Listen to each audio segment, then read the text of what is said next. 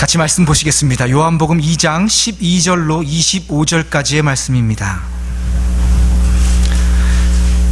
요한복음 2장 12절부터 25절까지의 말씀, 저 여러분들이 한 절씩 교독하실 때 제가 먼저 12절 읽겠습니다. 그 후에 예수께서 그 어머니와 형제들과 제자들과 함께 가버나움으로 내려가셨으나 거기에 여러 날 계시지는 아니하시니라. 유대인의 유월절이 가까운지라 예수께서 예루살렘으로 올라가셨더니 성전 안에 소와 양과 비둘기 파는 사람들과 돈 바꾸는 사람들이 앉아있는 것을 보시고 노끈으로 채찍을 만드사 양이나 소를 다 성전에서 내쫓으시고 돈 바꾸는 사람들의 돈을 쏟으시며 상을 엎으시고 비둘기 파는 사람들에게 이르시되 이것을 여기서 가져가라. 내 아버지의 집으로 장사하는 집을 만들지 말라 하시니 제자들이 성경 말씀에 주의 전을 사모하는 열심히 나를 삼키리라 한 것을 기억하더라. 이에 유대인들이 대답하여 예수께 말하기를 내가 이런 일을 행하니 무슨 표적을 우리에게 보이겠느냐. 예수께서 대답하여 이르시되 너희가 이 성전을 헐라 내가 사흘 동안에 일으키리라. 유대인들이 이르되 이 성전은 46년 동안에 지었거늘 내가 3일 동안에 일으키겠느냐 하더라. 그러나 예수는 성전된 자기 육체를 가리켜 말씀하신 것이라. 죽은 자 가운데서 살아나신 후에야 제자들이 이 말씀하신 것을 기억하고 성경과 예수께서 하신 말씀을 믿었더라. 예수께서 예루살렘에 계시니 많은 사람이 그의 행하시는 표적을 보고 그의 이름을 믿었으나 예수는 그의 몸을 그들에게 의탁하지 아니하셨으니 이는 친히 모든 사람을 아심이요 또 사람에 대하여 누구의 증언도 받으실 필요가 없었으니 이는 그가 친히 사람의 속에 있는 것을 아셨음이니라. 아멘. 하나님께서 우리에게 손수 보내주신 사랑의 편지가 있습니다. 바로 성경입니다. 얘들아, 내가 너희를 너무도 사랑한다. 그래서 내 아들 독생자를 너희에게 주노라. 누구든지 예수를 믿으면 멸망치 않고 영원히 살게 될 것이다. 이 말씀을 이렇게 펼쳐보니까요, 뭔가 입체 영상이 쑥 떠오릅니다. 바로 예수님입니다. 우리가 믿는 모든 신앙은 다 이 성경 안에 있습니다. 하나님의 말씀인 이 모든 성경은 예수님에 관한 이야기입니다. 그분을 믿음으로써 우리가 영원한 생명을 얻게 되는 것입니다. Jesus is Christ. 예수님이 그리스도입니다. 오늘도 요한복음을 통해서 그리스도 되신 하나님의 아들 되신 그 예수님을 우리 만나보도록 하십시다. 태초부터 말씀이 계셨고 그 말씀이 육신이 되어 이 땅에 오셨습니다. 그리고 그분이 하나님의 아들 되심을 드디어 세상에 드러내어 보이십니다. 세상을 구원할 메시아 그리스도의 사역을 세례 요한에게 세례를 받으시면서 시작을 하시죠. 그런데 질문이 있습니다. 예수님을 세상을 구원할 메시아라고 하는데 왜 세상은 메시아의 구원이 필요한 세상이 되었을까요? 세상에 죄가 들어와서 그렇습니다. 죄가 들어와서 죽음이 들어왔기 때문입니다. 여러분, 죽음이 무엇일까요? 죽음이라는 질문을 던졌더니요, 많은 대답이 나왔습니다. 미국에서는요, 뇌사를 죽음으로 인정합니다. 1968년에 장기 기증을 합법화했어요. 살아있는 사람의 장기를 꺼낼 수 없으니 죽었다고 선언하고 그때부터 장기 기증을 인정하게 된 겁니다. 그리고 83년에 대통령령으로 통일 사망 판정법이라는 것이 마련됐습니다. 각 주마다 죽음에 관한 스테이트먼이 틀리니까 이것이 죽음입니다 하고 통일되게 스테이트먼을 만들었어요. 그래서 각 주에 다 보냈습니다. 그런데 어떤 주들은 이것을 입법화했고 어떤 주들은 그저 이것을 판례로 인정하고 있습니다. 이런 것 떠나서요, 뇌사라고 하는 것은요, 뇌가 죽은 것을 얘기합니다. 뇌가 죽었다고 하는 것은요, 호흡을 스스로 할 수 없다고 해요. 호흡을 할 수 없으면요, 심장도 곧 멈춰지게 됩니다. 그런데 산소 호흡기를 통해서요, 산소가 공급되면요, 심장을 계속 뛰기는 할 수 있습니다. 그러면 머리카락도 자라고 손톱도 자랍니다. 그러나 인공적으로 삽입한 산소호흡기를 떼잖아요. 그러면 심장은 얼마 있지 않아서 멈춰지게 됩니다. 그런데 이 뇌사자에게 산소호흡기를 떼면요, 심장이 하나 둘 셋 딱 빼는 순간에 멈추지 않고 약간의 텀이 있습니다. 짧게는 몇 초, 몇십 초, 1분 그 이상이 가기도 해요. 자, 그 시간을 한 1분이라고 생각해 보십시다. 뇌가 죽고 심장이 멈춰가는 그 1분의 시간을 살아있는 시간이라고 할 수 있을까요? 아니요. 의학적으로는요, 그 시간을 살아있는 시간이라고 얘기하지 않습니다. 심장의 움직임은 있지만 그 몸을 죽은 몸이라고 선언해요. 의학적, 법적, 도덕적, 신학적인 그 문제는 다 뒤로 하고요. 뇌가 죽으면요, 어찌 해도 결국 죽습니다. 그래서 저는 생각해 봤어요. 나는 지금 살아있는가? 어찌 해도 결국 나는 죽지 않는가? 그러면 한 1분 동안 더 살아있는 이 뇌사 상태에서 그 심장이 멈추는 그 1분의 시간과 언제 죽을지 모르는 그 죽음을 기다리고 있는 나의 모습과 무엇이 그게 다를 것인가 생각해 보았습니다. 여러분, 모든 인생은 반드시 다 죽습니다.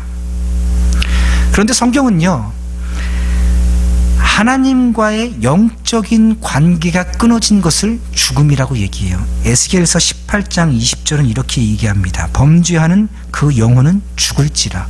영혼이 죽는다고요. 범죄함으로 하나님과 사이가 나서 영혼이 하나님과 떨어지게 되면 그것이 죽게 되는데, 그 하나님과의 관계가 깨어지고 사이가 나게 된 그 원인 때문에, 그 이유 때문에 육신이 죽게 되는 겁니다.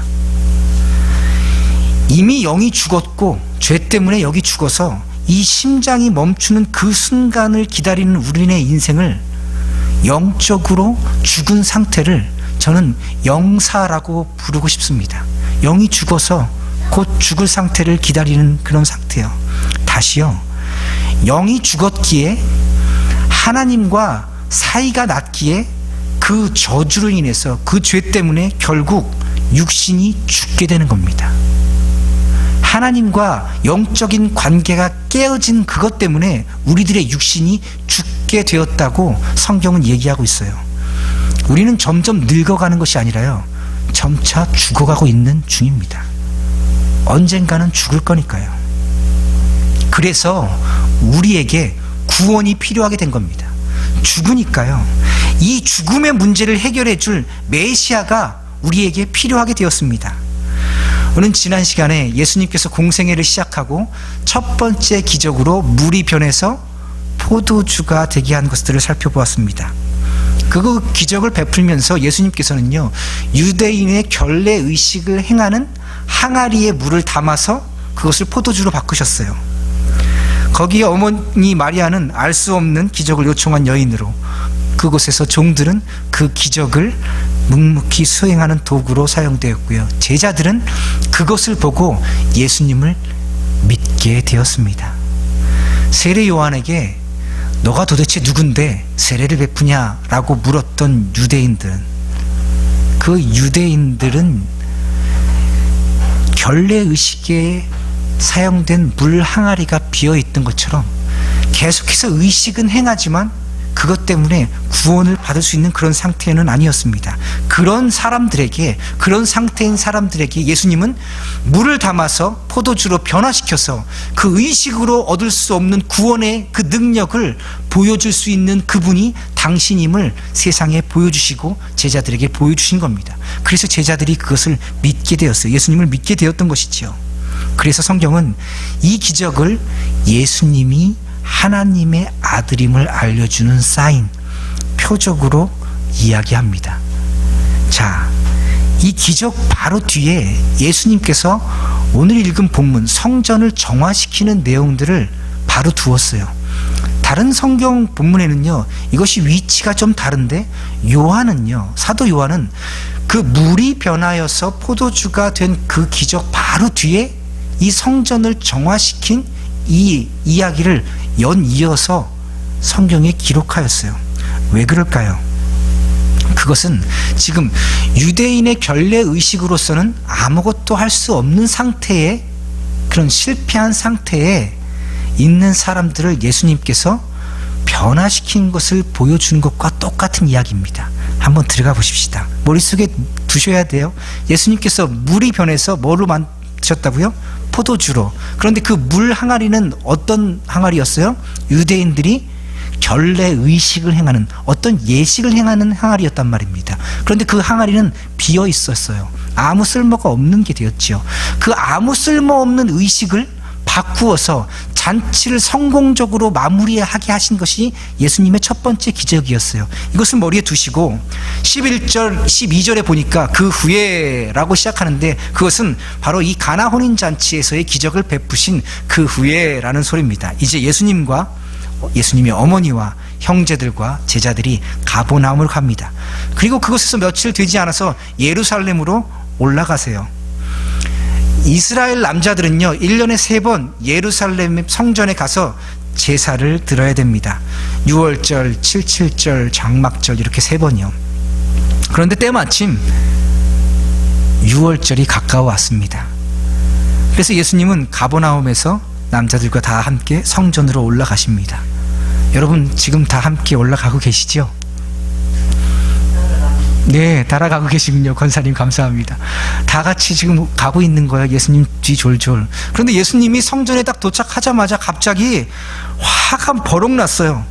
성전 안에서 소와 양과 비둘기를 파는 사람들이 있고 돈 바꾸는 사람이 있는데, 갑자기 예수님께서 어디서 노끈을 하나 가지고 오시더니 그걸 채찍으로 만들어서 양과 소를 때려갖고 다 쫓아보냅니다.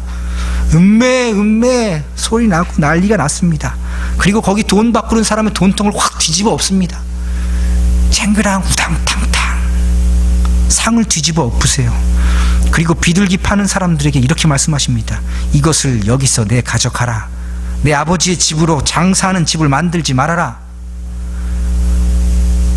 성전에서 제물로 드려야 될 제물은요, 흠이 없는 첫 새끼여야 됩니다. 멀리서 그걸 가져왔다가 가지고 오는 동안에 흠이 생기잖아요. 그러면 그것으로 제물을 드릴 수가 없어요. 그러니 그 깨끗한 제물을 드릴 동물, 희생 제물들을 그곳에서 가져다 놓고 판매하는 것은 이거 제사 드리는 사람들에게 큰 편의를 봐주는 것이지요. 그리고 당시에는 여러 가지 동전이, 여러 가지 통화가 사용되었는데, 로마의 지배를 받고 있었는데 로마의 동전에는 황제의 얼굴이 그려져 있습니다.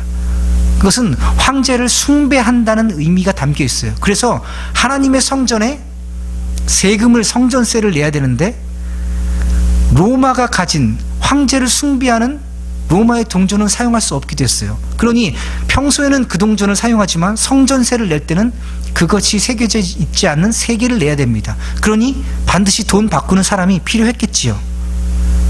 그런데 예수님이 제사 드리고 성전세를 내는데 꼭 필요한 그것을 다 뒤집어 엎고 있어요. 복음서의 다른 곳에서는요, 성전에서 장사하는 사람들의 마음을 이렇게 기록합니다. 너희는 내 집을 강도의 소굴로 만들었구나. 실제로 그 당시에 성전에서 그 희생 제물을 파는 사람과 동전을 바꿔주는 사람은요, 큰 이득을 남겼습니다. 그래서 그것으로 큰 재산을 불렸어요.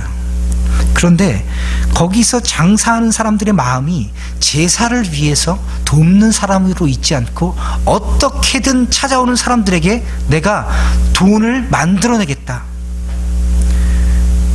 그런 마음이 있었다라고 얘기해요. 그 사람들의 마음이 강도 같았다라고 성경은 얘기하고 있어요.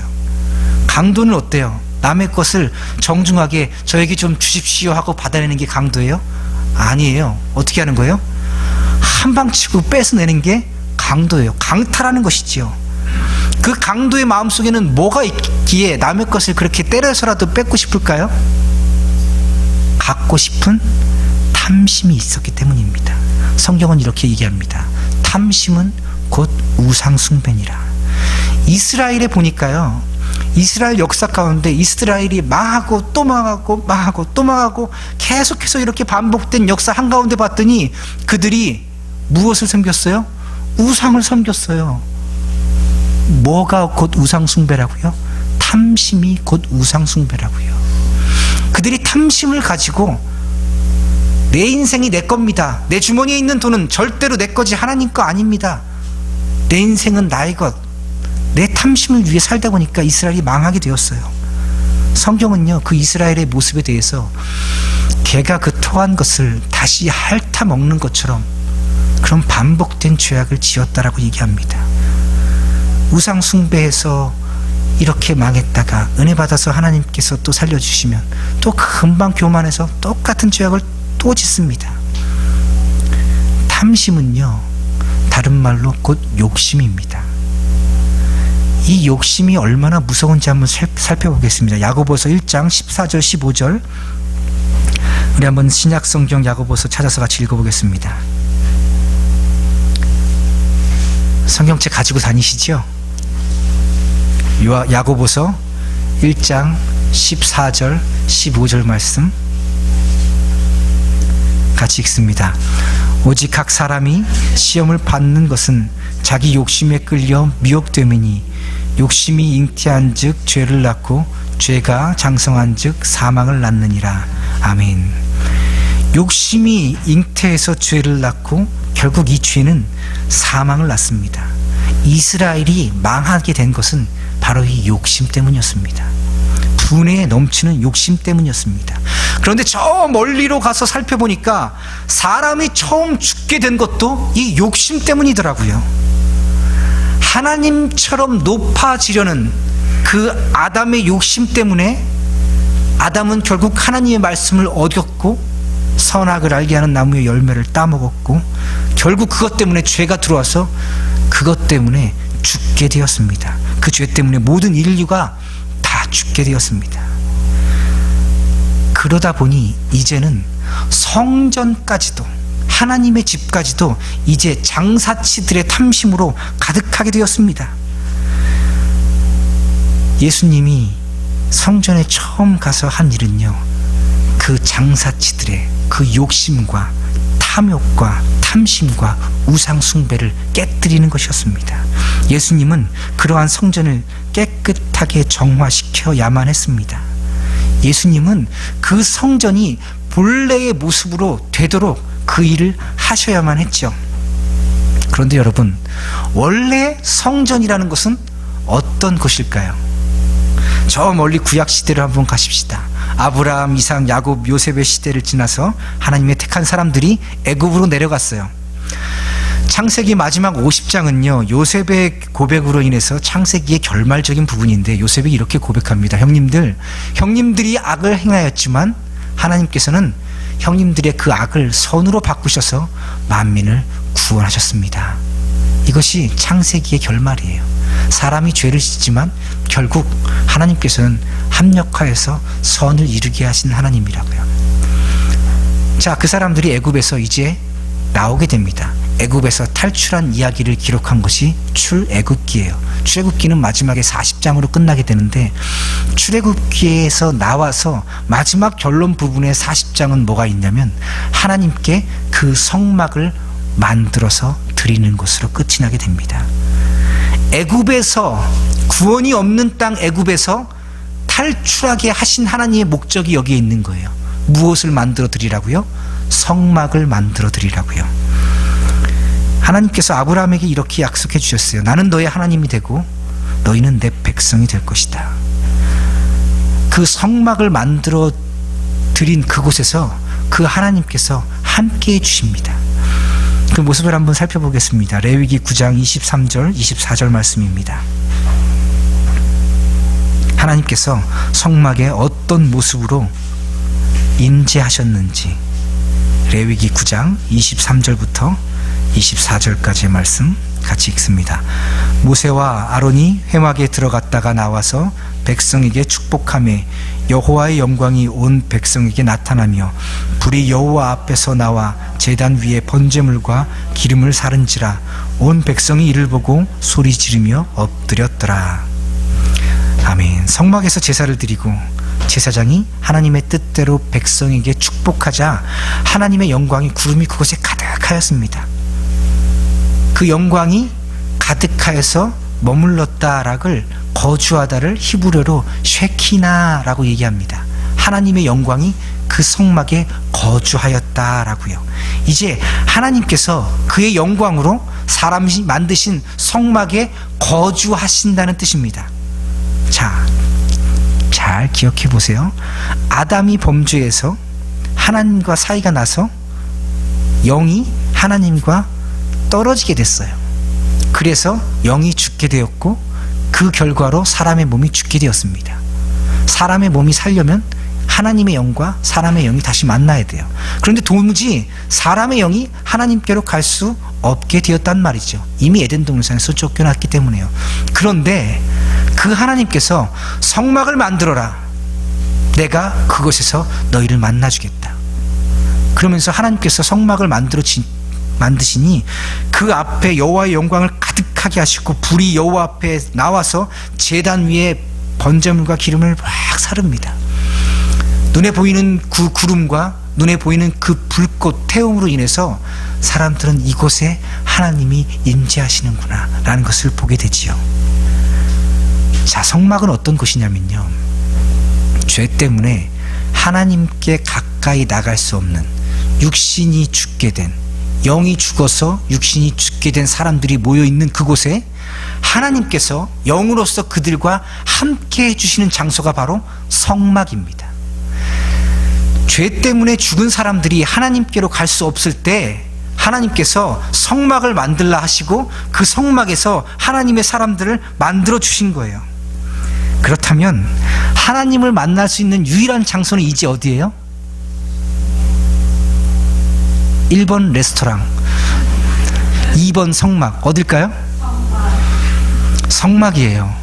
하나님을 만날 수 있는 곳은 성막이란 말이지요. 그런데 이 성막은요, 후에 다윗이 준비하고 솔로몬이 완성한 성전이 됩니다. 가나안 땅에 들어갔어요. 그래서 그곳에서 잘 살고 있는데 다윗 왕이 자기를 위해서 아름답고 큰 성전을 짓습니다. 궁전을 지어요. 그곳에서 살면서 마음이 짠했어요. 무슨 마음이 들었냐면, 나는 이렇게 좋은 궁에 살고 있는데 하나님은 저 텐트에 살고 있으니 마음이 하나님 좋지 않습니다. 성막이라고 하는 것은요, 거룩한 텐트입니다. 텐트로 이렇게 지어놓은 거예요. 그래서 하나님 앞에, 하나님 성전을 지어드리고 싶습니다 했더니 하나님께서, 그래, 하지만 너는 아니고 내 아들이 짓게 될 것이다. 그래서 다윗이요, 평생 모은 재산으로 정말 어마어마한 성전을 지을 수 있도록 재료를 다 준비해 놨어요. 그리고 솔로몬이 그 준비해 놓은 것 가지고 성전을 짓게 되는 겁니다. 열왕기상 8장 10절 11절 말씀 한번 찾아서 읽어보겠습니다. 열왕기상 8장 10절 11절 말씀 같이 읽습니다. 제사장이 성소에서 나올 때에 구름이 여호와의 성전이 가득하매 제사장이 그 구름으로 말미암아 능히 서서 섬기지 못하였으니 이는 여호와의 영광이 여호와의 성전에 가득함이었더라. 아멘. 쉐키나, 성막에서 영광으로 거주하셨던 그 하나님께서 이제 사람이 지은 성전에 영광으로 가득 거주하십니다. 자, 사람이 죽게 되었어요. 누구나 다 죽습니다. 죽음의 참 의미는 하나님과 사이가 난 것이라고 그랬어요. 하나님과 영의 사이가 나서 육신이 죽게 된 것이라고 그랬어요. 그런데 지금 하나님께서 그 사이가 난 사람들을 와서 만나주세요. 그러면 지금 그 사이가 난 게 해결되고 있는 거잖아요. 하나님과 죽어가고 죽은 사람이 만나는 장소가 이제 어디가 되고 있어요? 성전이요. 성막이고 성전이요. 어떻게요? 하나님께서 직접 그 사람들을 찾아와서 만나주시는 방법 말입니다. 그래서 성전을 다른 말로 하나님의 집이라고 얘기합니다. 하나님이 거주하시는 곳, 하나님의 영광이 거주하다, 이것을 쉐키나, 아버지의 집, 그 성전이 곧 하나님의 영광이 계신 곳입니다. 그런데 과거에는 이렇게 구름이 있었고 불이 있었고 하나님의 영광이 가득한 것을 실제로 눈으로 보았잖아요. 그런데 계속해서 그러지 않았단 말이지요. 어떻게 성전에 하나님의 영광이 거주하고 있는 것을 이스라엘 백성은 알 수 있었을까요? 역대상 28장 2절 말씀을 찾아보겠습니다. 역대상 28장 2절 말씀 같이 읽습니다. 이에 다윗 왕이 일어서서 이르되 나의 형제들 나의 백성들아 내 말을 들으라. 나는 여호와의 언약궤 곧 우리 하나님의 발판을 봉안할 성전을 건축할 마음이 있어서 건축할 재료를 준비하였으나. 자, 여기서 우리 하나님의 발판, 하나님의 발판은 하나님이 그 위에 서실 발판을 얘기하는 거예요. 그 발판이 뭐라고요? 여호와의 어느로 시작해서 감사합니다. 하나님이 서 계실 발판이 뭐라고요? 다시 따라해보세요. 언약궤. 언약궤는 오늘날의 말씀을 의미합니다. 하나님께서 성전에서 하나님의 백성을 만나 주시는데 하나님이 어디에 우뚝 서 계세요? 어디에 서서 그 사람들을 만나세요? 지금 그 서서 계신 곳이 언약궤. 그 언약궤가 오늘날 우리말로는 바로 말씀인 거예요. 자, 그런데 그 말씀이 육신이 되신 분이 계십니다. 그분이 누구세요? 예수님이에요. 그래서 예수님을 만난다는 것, 말씀을 듣는다는 것은 하나님의 그 임재하심을 우리가 경험하고 있다는 겁니다. 그래서 예배 시간에 우리 끊임없이 말씀을 증거하는 겁니다. 하나님이 임재하시는 그곳, 하나님의 발판, 그 언약궤, 그 말씀 위에 하나님이 서 계심으로 그 말씀이 선포된다는 것은 바로 이곳에 하나님이 함께 계신다는 것임을 믿습니다. 지금 이곳에 우리 예수님이 계신 줄 믿습니다. 예수님께서는요, 성전을 정화하면서 이렇게 외치셨습니다. 이곳은 내 아버지의 집이다. 그런 이곳을 장사하는 곳으로 만들지 말아라. 다른 곳에서는요, 이곳이 바로 내 집이다. 이곳을 강도의 소굴로 만들지 말아라. 아버지와 아들은요, 신분 관계를 나타내는 것이지요. 우리 잘 알지요. 하나님의 아들은 하나님입니다.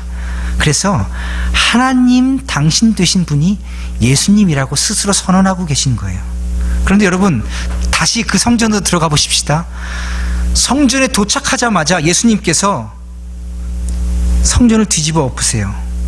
그런데 거기 장사하는 사람들은요, 그것 때문에 큰 돈을 벌 수도 있었고, 그 사람들은 어쩌면 그것이 유일한 생계의 수단일 수도 있어요. 그리고 그런데 지금 내 눈앞에서 내 가족들을 부양해야 될 이 장사하는 곳을 누가 와서 뒤집어 엎고 있단 말이죠. 돈을 땅에다 쏟아버려요. 그리고 노끈으로 채찍을 만들어서 막 짐승들을 다 쫓아냅니다. 큰 돈이잖아요. 어떻게 해요? 붙잡아야지요. 여러분 사업장에 가서 누가 와가지고 여기는 정결하지 못하네. 그리고 주방부터 돈통 다 뒤집어 엎고 막 채찍으로 종업원들 때린다면 여러분 가만 놔두겠어요? 어디다 전화하시겠어요? 1번 엄마, 2번 911. 어디다 전화하시겠어요? 할 수 있으면 어떻게 하겠어요? 여러분들은 그렇지 않으시거든요. 할 수 있으면 경찰에 빨리 전화해야죠. 힘으로 제압하거나 그러지 않으시잖아요. 근데 이 사람도 그랬을까요? 911에 전화하고 경찰이 올 때까지 얌전히 기다리고 있는 동안에 가만히 다 있었을까요? 지금 상황이 어때요? 그 유일한 그 생계수단을 지금 예수라는 사람이 와가지고 다 뒤집어 엎고 있어요. 잘 보고 계세요, 그 상황을? 근데 아무도 덤비지 않아요. 거기에 대해서 아무도 왈가왈부하잖아요. 예수님께서 그 성전을 정화하시면서 하나님의 거룩한 위엄, 하나님의 영광을 드러내는데 감히 아무도 왜 그렇게 하느냐, 하지 말아라, 물리적으로 그를 막을 힘이 없습니다. 그 마음속에 두려움이 생겨서 감히 그것을 막지 못합니다. 그 작고 약한 사람이 칼도 아니고 노끈으로 난동과 같은 일을 하는데 아무도 예수님을 말리지 못합니다. 이는 내 아버지의 집이다 라고 말하는 그 연약한 사람을 아무도 제하지 못합니다. 이것을 옆에서 보고 있던 유대인들이 와서 따집니다. 아니 도대체 당신은 무슨 권리로 이런 일들을 지금 하고 있는 것이요? 당신이 무슨 권리로 이 일을 하고 있는지 우리들에게 표적을 보여보시오. 성전이 하나님의 집이, 하나님의 거주하는 집이 만약 당신의 집이라면 당신이 곧 하나님이라는 소리인데 그것을 당신은 어떻게 증명해낼 수 있겠소? 라고 유대인들이 예수님에게 지금 물어보고 있는 거예요. 유대인들은요, 거기서 그렇게 제사를 드리는 것을 통해서, 그렇게 의식을 행하는 것을 통해서 하나님과 함께 할 수 있다고 믿었습니다. 그렇게 의식적인 제사를 드리는 것을 통해서 죄가 용서받고 하늘나라에 들어갈 수 있다고 믿었어요. 우리들은 구약의 율법을 따라서 이 모든 제사를 드리고 의식을 따라 다 행하고 있는데 당신이 왜 이것을 다 깨뜨려 버리는 것입니까? 라고 물어보고 있는 거예요. 우리에게 그 표적을 보여주시오 했더니 예수님께서 하시는 말씀이 저 성전을 다 헐어버려라. 그러면 내가 사흘 만에 다시 세우겠다. 유대인들이 하는 말이, 아니 저 성전은 46년 동안이나 지어진 건데 어떻게 사흘 만에 당신이 세워진다고 하시오? 실은요, 지금 예수님이 보고 있고 유대인들이 함께하고 있는 그 성전은요, 헤롯 대왕이 8년 동안에 지은 성전입니다. 근데 왜 46년이라고 했냐면요, 저 멀리 솔로몬이 처음 지었을 때 그 46년 동안에 지어진 그날을 기억하고 있는 거예요. 그것이 다 무너지고 망가져서 헤롯 대왕이 다시 지었지만 유대인들의 마음속에는 헤롯이 지어준 그 성전이 진짜 성전이 아니라 처음 지어졌던 그 성전을 기억하고, 그 성전이 그렇게 구원이 있었던, 하나님의 영광이 있었던 그 성전이 46년 동안이나 지어졌는데 당신이 어떻게 사흘 동안에 다시 짓는다고 하시오? 라고 지금 묻고 있는 거예요. 그런데 요한은요, 그 말에 대해서 예수님의 말을 아주 빠르게 이어서 적습니다. 우리 요한복음으로 다시 돌아가서 읽어볼까요? 요한복음 2장 21절 22절 말씀 같이 읽습니다.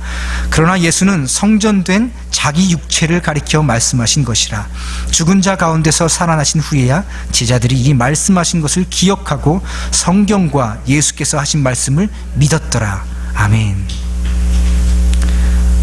성전이 곧 예수님의 육체랍니다. 예수님의 육체가 성전이라고 얘기하는 거예요. 성전, 하나님의 집, 하나님이 거주하시는 곳, 그 쉐키나의 영광이 있는 곳, 하나님의 머무는 곳이 지금 누구의 몸이라고 얘기하는 거예요? 예수님의 몸이라는 겁니다. 율법을 지킴으로써, 그렇게 제사를 지킴으로써 하나님과 함께 할 수 있었는데, 그렇게 믿었는데 착하게 살아서, 율법대로 살아서 하나님과 함께 할 수 있다고 믿었는데 아무도 그러지 못했어요. 결국 다 죽어버렸으니까요. 여러분, 결국 죽음으로 끝나버리면요, 그 인생 아무것도 아닙니다. 단지 우리가 지금 조금 더 숨쉬고 살아가고 있다면, 결국 죽을 거라면 우리 인생의 의미가 없습니다. 그래서, 그렇기 때문에 우리 예수님은 죽음에서 살아나셔야만 했습니다. 죽음으로 끝나지 않고 영원히 생명이 지속되는 것을 주셨어야만, 그것을 주어야만 참 하나님이기 때문입니다. 그래야 우리들에게 진정한 삶의 의미가 있게 됩니다. 여러분, 우리가 지금 죽어가고 있어요. 언젠가는 죽을 겁니다. 아마도 100년 안에는 모르겠어요. 기대 수명이 높아져서 지금 2살 된 아이는 100살도 더 살 수 있을지도 모르겠어요. 그런데 정말 다 죽게 되잖아요. 만약에 결국 언젠가 다 죽게 된다면 잠시 몸에 어떤 기능을 하며 살아가는 이 순간은요, 생이라고 부를 수 없는 거예요. 삶이라고 부를 수 없습니다. 죽음으로 끝나니까요. 그런데 예수님께서 내 몸이 성전이다, 내 몸을 헐면 사흘 만에 다시 일으키겠다. 그 말은 나의 몸은 헐릴 것이고 사흘 만에 다시 살아날 것이다. 예수님께서 부활하실 것을 예언하신 거예요. 예수님의 제자들이 이 말을 듣고 예수님의 부활을 경험하셨지만 하늘에서 예수의 영이 내려오고 나서야 이 말을 깨닫게 됩니다. 여러분, 예수님이 성전입니다. 예수님이 하나님의 아들입니다. 하나님과 관계가 끊어져서 죽음이 이 땅에 오게 되었는데 그 끊어진 곳이 회복되는 곳이 하나님이 만나주시는 곳이 성전입니다. 성전에서 이 죽음이 회복이 됩니다. 그 성전에서 하나님이 하나님의 사람을 만나주시기 때문에요. 다시요, 쉐키나 하나님의 영광이 선 그 발판이 뭐라고 그랬죠? 언약궤. 그 언약궤가 하나님의 말씀, 그 하나님의 말씀이 육신 되신 분이 예수님. 그러니 예수님이 우리를 만나주시는 성전인 줄 믿습니다. 예수님이 그 죽음에서 다시 살아나신 것은 당신께서 하나님으로서 우리와 영원히 함께 해주시겠다는 약속의 선언입니다. 그가 살아나신 것처럼 우리의 육신도 반드시 다시 살아나게 될 줄 믿습니다. 예수님이 성전입니다. 죄 때문에 하나님과 사이가 난 그것이 영적인 죽음이고, 그 영이 죽어서 결국 육신이 죽게 되는데, 예수님이 성전 되어서 그 관계를 우리에게 회복하여 주십니다. 성전을 헐라 내가 사흘 만에 다시 세우리라. 예수님이 다시 사신 것은요, 우리도 그렇게 다시 살게 해줄 것이라는 약속입니다. 예수님께서요, 하늘로 올라가시면서 약속해 주셨어요. 내가 다시 올 것이다. 내가 다시 올 때 새 하늘과 새 땅, 새 예루살렘을 가지고 내려올 것이다. 에스겔 선지자는요, 그것을 하늘 성전이라고 얘기했어요. 예수님께서 하늘에서 다시 오실 때 무엇을 가지고 내려오신다고요? 하늘 성전을 가지고 내리신다고요. 그 말은 무슨 말입니까? 성전 되신 그분이, 하나님의 집 되신 그분이 우리에게로 내려와서 우리가 그 안에서 함께 영원히 살도록 하게 해주겠다는 약속입니다. 여러분, 예수님이 성전입니다. 하늘로 올라가시면서 예수님께서 약속했어요. 내가 나의 영을 너희에게 부어주겠다. 그래서 주의 성령님이 우리에게 왔습니다. 그래서 우리가 예수님을 믿어요. 그러면 지금 우리 안에 누가 계신 거예요? 예수의 영이 계신 거예요. 예수의 영이 계신다는 다른 말로 우리 안에 누가 계시다는 거예요? 예수님이 계시다는 겁니다. 예수님이 거하는 곳, 하나님이 거하는 곳. 그래서 우리 몸을요, 거룩한 성전이라고 얘기합니다. 그래서 우리를 작은 예수라고 얘기하는 거예요. 여러분, 우리가 지금 이 말씀을 읽고 듣고 나누는 가운데 우리가 예수님을 모신 그 몸, 성전이 된 것, 하나님의 집인 것을 발견하게 됩니다. 그렇다면 여러분, 이 교회에서 예배 드릴 때만 우리가 하나님의 성전일까요? 1번, 예배당 밖으로 나가는 순간에 우리는 하나님의 성전이 안 된다. 2번, 나가도 계속된다. 몇 번일까요? 오늘 100점이시네요. 여러분, 예배 드릴 때만 내가 하나님의 성전입니까? 아니요. 밖에 나가서 싸울 때는요, 그때는 좀 아닌 것 같아요. 부부싸움 시커나고 휴게소에 내린 부인을 안 태우고 그냥 돌아오는 그 사람은요, 우리의 삶의 모습이 어떠하든지 간에 예수님이 한번 들어오셨잖아요. 우리는 성전이에요. 그래서 밖에 나가서도 어떻게 사냐면요, 내가 예수님 모신 사람답게 살아가고 싶은 거예요. 이것을 성경에는 거룩한 산 제사요, 영적인 예배라고 얘기하고 있는 겁니다. 여러분, 예수님이 성전입니다. 그 성전 되신 예수님이 내 안에 계시기에 나도 성전이 되는 겁니다. 거룩한 곳이 되는 겁니다. 여러분, 우리가 살아가는 이 인생이 의미를 가지는 것은요, 이대로 죽음으로 끝나지 않고 이 육신이 다시 살아서 이 육신이 부활한 육신이 되어서 영원히 살게 되기 때문에 오늘 이 내 몸뚱이가 삶의 의미가 있는 것입니다.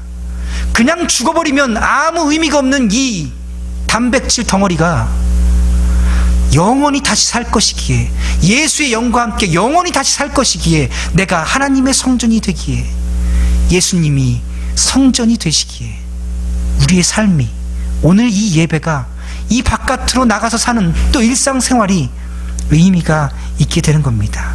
여러분, 예수님이 성전입니다. 부활이 없으면 그리스도도 없고 기독교도 없습니다. 예수님이 성전입니다. 예수님을 통해서 우리가 하나님을 다시 만나게 될 겁니다. 예수님 때문에 우리도 다시 영원히 살게 될 것입니다. 여러분, 예수님이 성전입니다. 이 깊은 의미를 삶의 현장에서 마음껏 누리시며 살아가시는 성도 여러분 되시기를 축복합니다. 기도하시겠습니다.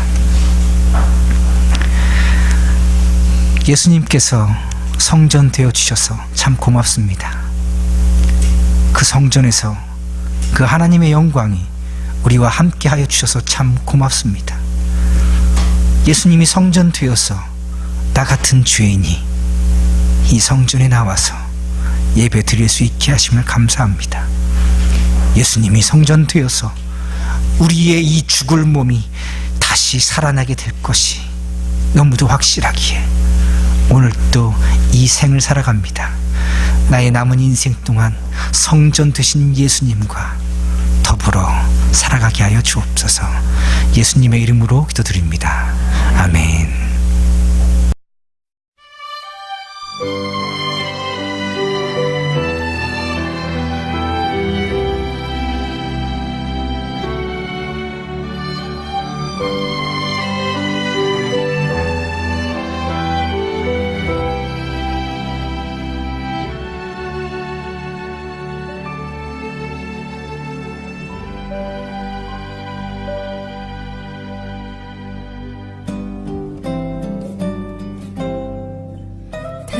당신